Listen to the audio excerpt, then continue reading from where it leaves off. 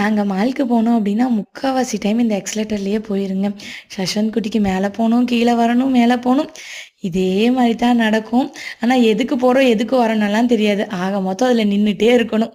டெக்கத்லானில் 48th anniversary வந்து நடந்துட்டுருக்குங்க. அதுக்கு வெளியே வந்து நிறைய காம்படிஷன் மாதிரி பண்ணிகிட்டு இருந்தாங்க. சும்மா அதெல்லாம் தான் வேடிக்கை பார்த்துட்டு இருந்தோம்.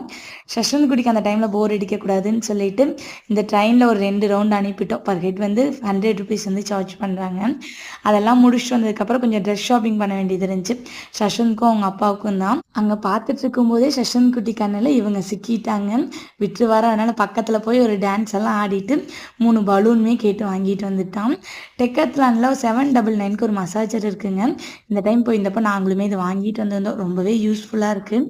அங்கேயே ட்ரையல் பேக் வச்சுருக்காங்க. நீங்கள் அதை ட்ரை பண்ணிட்டு கூட எடுத்துக்கலாம். மசாஜர் ஏதாவது ரீசனபிள் ப்ரைஸில் பார்த்துட்ருக்கீங்க அப்படின்னா ஒன்ஸ் இது செக் பண்ணி பாருங்கள். ரொம்பவே நல்லா இருக்குது.